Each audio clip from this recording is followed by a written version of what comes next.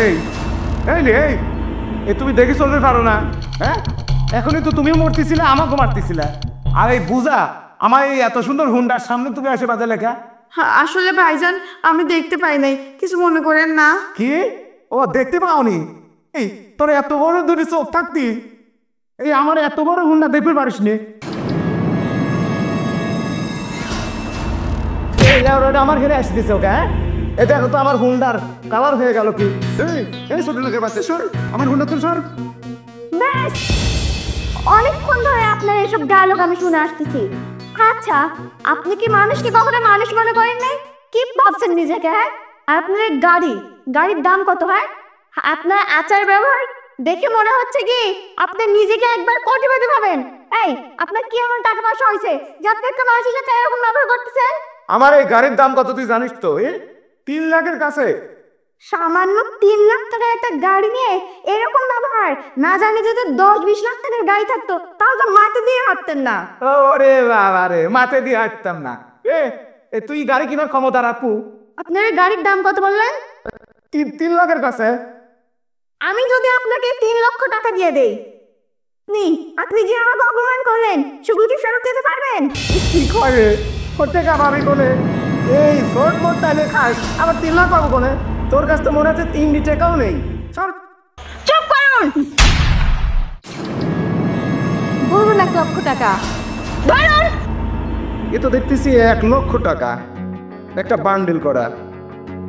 এই কোন দিন চুরি করেছিস? হ্যালো,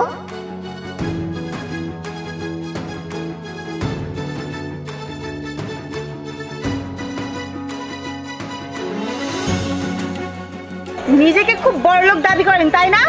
খুব অহংকার আপনার মাঝে না? মানুষকে মানুষ মনে করেন না। ঠিক আছে, আপনাকে আমি 3 লক্ষ টাকাই দিয়ে দেবো, কিন্তু আমাকে যে অপমান করছেন তা আপনার ফেরত দিয়ে যেতে হবে। আমার মনে হয় মোবাইল করলো এই ফাও, তুই মোবাইলের লোক পাবো কোনে? থামেন, একদম চুপ। আপনি কিরা? আপনি ম্যাডামকে চেনেন? আচ্ছা থামুন, আপনি টাকা নিয়ে আসছেন? হ্যাঁ, টাকা নিয়ে এসছি ম্যাডাম, এই যে 2 লক্ষ টাকা। আচ্ছা ঠিক আছে, আপনি এখন যান। এই নিন আপনার আরো 2 লক্ষ টাকা। গাড়ির চাবিটা দিন। না ম্যাডাম, গাড়ি তো আমি আপনাকে দিবির পারতেছি নে। কেন? আপনার গাড়ির দাম 3 লক্ষ টাকা, যদিও এখন 3 লক্ষ টাকা যাবে না কারণ অনেকদিন ব্যবহার করছেন, তারপরেও আপনাকে 3 লক্ষ টাকা দিছি, আর গাড়ি এখন আপনি আমাকে দিবেন না? ম্যাডাম একটা কথা শোনেন, গাড়িটা পাশের বাড়ির আমার ভাইতে চাই লিয়েছিলাম। আমি তো বাজারে যাব তো ম্যাডাম, আমার ভুল হয়ে গেছে। আল্লাহর কিরিও করছি, আমি এরকম ব্যবহার আর কারোর সাথে করবো না। প্লিজ আমার চাবিটা দেন, এই টাকাগুলি। না না, এটা বললে তো হয় না। আসলে আপনার এই কিছু কিছু মানুষ আছেন বুঝছেন, যারা মানুষকে কখনো মানুষ মনে করেন না। আসলে পোশাক দেখে কখনো মানুষ চেনা যায় না। মানুষ কার ভেতরে কি আছে, কে কোন লেভেলের, সেটা যদি তার পোশাকই বলে দিত তাহলে তো হতোই।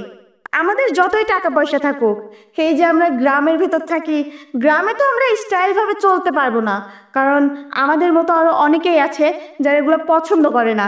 আর আপনারা সামান্য একটু গায়ের সাথে খইটা লাগছে তার জন্য এই ব্যবহার করলেন। এইবার করবো তো, এইবার কত মাফ করে দেন আমার ভুল হয়ে গেছে। আল্লাহর কিরিও করছি, আমি আর এরকম করবো না। আমার চাবিটা দেন। আচ্ছা ঠিক আছে, আপনাকে আমি মাফ করে দিলাম। তবে হ্যাঁ, আমার সাথে যে ব্যবহারটা করছেন না, সেটা পরবর্তীবার আর কারোর সাথে করবেন না। ধরুন। আচ্ছা ঠিক আছে ম্যাডাম, আমি আসি।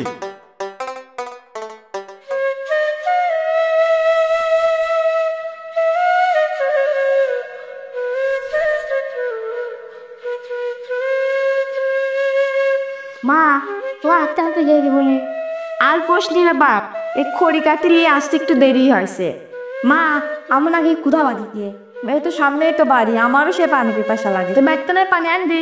থাক বাপ, তোমার কষ্ট করে যাওয়া লাগবে না, চলো বাড়ি যায়, তুমি ভাত খেয়ে আমি পানি খাবো না। চল দা। মা দাঁড়াও। মা, এরকম বাড়ি কি আমার হবে না? বাবারে, বাড়িতে যখন তখনই করা যায়। বাবা বাবা, বাড়ি যখন তখন করা যায়। কাকালে দেখতেছি খড়ির বাক্স নাকি এরা? ওরে বাপরে, এই খড়িটা নিয়ে বিক্রি করে খাচ্ছে যে লোক, সে লোক আমার এই বাড়ির দিক টাকা বাড়ি কিনবে নাকি? দেখেন, আপনার বাড়ি আমরা কেনার কথা বই নাই। আমার ছেলে বললো যে এরকম বাড়ি কবে করে দেবো, তাই বললাম যে বাড়ি তো করাই যায়। ও, বাড়ি তো পড়াই যায় তাই কও।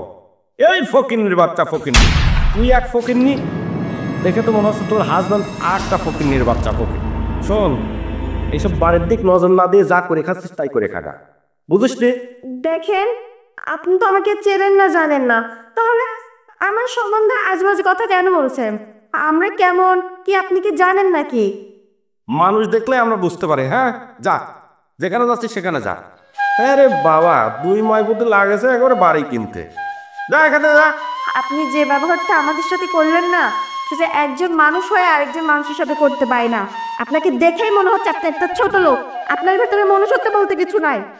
আর কি বললেন, কিরকম বাড়ি আমরা করতে পারবো না? এমনও তো হতে পারে কোনো এক সময় আপনাদের বাড়িটাই আমরা কিনে নিচ্ছি। চল বাবা। ওরে বাবা,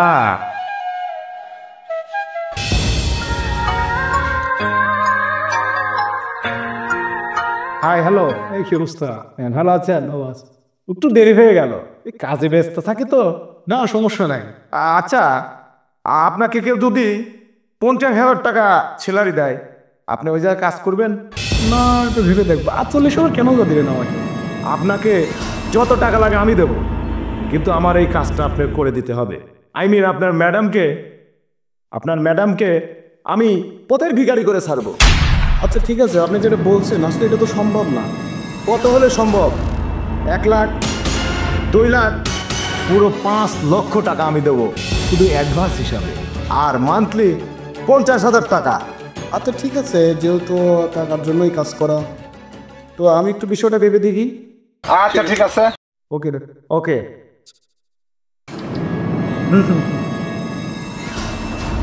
ভেবে দেখা না, কাজ করা।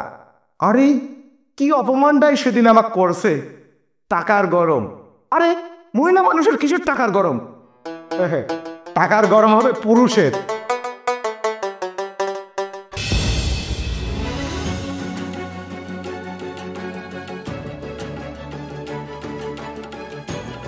আসছেন তাহলে আপনি? বাবা সোহান, টাকাগুলো নিয়ে আসো। কি হলো বাবা, তাড়াতাড়ি নিয়ে আসো। রাখো এখানে। কোনটা ধরো বাবা, যাও। এই নিন আপনার সর্বমোট 30 লক্ষ টাকা, যেই টাকা দিয়ে আপনি বাড়িটা করছেন। অবশ্য আপনার বাড়িটা করতে 30 লক্ষ টাকা এখনো পুরোই নাই, কারণ বাড়িটা এখনো পুরোপুরি কমপ্লিট হয় নাই। যাই হোক, আপনি আমাকে যেটা বলছেন আমি কিন্তু সেটাই দিয়ে দিয়েছি। হ্যাঁ, আরেকটা কথা আপনাকে না বলার থাকতে পারতেছি না। ওই যে মনে আছে কোনো একদিন আমি আর আমার ছেলে আপনার এই বাড়ির সামনে দিয়ে যাচ্ছিলাম, আমার ছেলেটা খারাপ কি বলেছিল? শুধু তো বলেছিল যে মা, আমরা কবে এমন একটা বাড়ি করব। তার কারণে আপনি আমাদেরকে অনেক অপমান করেছিলেন, অনেক ছোটগুলো কথা বলেছিলেন যে আমরা ছোট লোক, এমন বাড়ি কখনো চোখে দেখেছি? আমরা এত টাকা পয়সা পাবো কোথায়? আমার গেট আপ দেখে নাকি, আমার ছেলের গেট আপ দেখে নাকি মনে হচ্ছে আমি রাস্তা থেকে উঠে আসছি। আমাদের অবস্থা এরকম, না জানে আমার হাজব্যান্ডের অবস্থা কিরকম। হ্যাঁ, আসলে কি রাজ সাহেব জানেন, আমার হাজব্যান্ডকে আপনি কখনো দেখেন নাই, আর আমার হাজব্যান্ডের বিষয় আপনাকে বলতেও চাই না। তবে এইটুকু মনে রাখবেন, আমার হাজব্যান্ড যদি আপনাদের থেকেও নিম্নতর হতো না, এতগুলো টাকা আপনাকে দেওয়ার সামর্থ্য আমার হইতো না। যাই হোক, আপনি এখন আসতে পারেন। আসলে ম্যাডাম, কাউকে না জেনে না চিনে তাকে নিয়ে বাজে মন্তব্য করাটা ঠিক নয়, আমি এখন বুঝতে পারছি। আসলে সেদিনকে আপনার সাথে যে আচরণগুলো আমি করছি মোটেও আমার উচিত হয়নি। আজকে দেখেন ভাগ্যের কি নির্মম পরিহাস, আজকে আপনার দুয়ারেই আমাকে হাত পাততে হবে। ঠিক আছে ম্যাডাম, ভালো থাকবেন, আসি।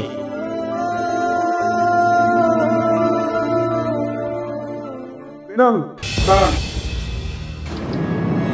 এই সেই লোক যে আমাকে টাকা দিয়ে কিনতে চাইছিল আপনাকে ক্ষতি করার জন্য। ও আচ্ছা, এই মানুষটাকে আমি না অনেক আগের থেকে চিনি। মানে আপনি চেনেও নাকি? হ্যাঁ, ও আচ্ছা। এই মানুষটাকে আমি চিনি। এই মানুষটার গাড়িতে আমার সামান্য খড়ি পড়ে গেছিল, যার জন্য এই মানুষটা আমাকে যা তা নাই বলে অপমান করেছিল, ছোট লোক বলেছিল। আচ্ছা, আমি আপনার কি ক্ষতি করেছি বলেন তো? সেদিন না হয় আপনার সাথে আমার একটু মনোমালিন্য হয়েছিল, কিন্তু আপনি যদি একটা জ্ঞানী মানুষ হইতেন না, তাহলে নিজের জ্ঞানটাকে কাজে লাগাতেন।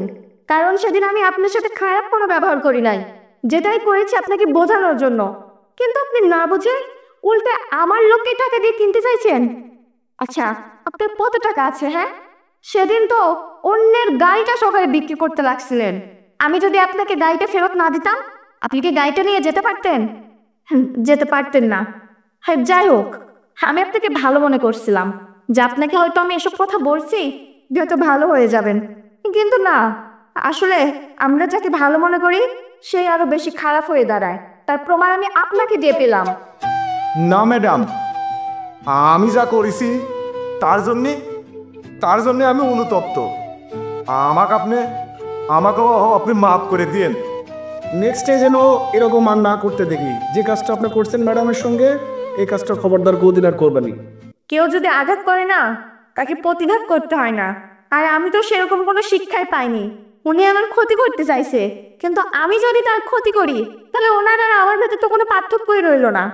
আর আমি তো আমার শত্রুকে কখনোই শত্রু মনে করি না, আমি আমার প্রত্যেকটা শত্রুকে বন্ধু মনে করি।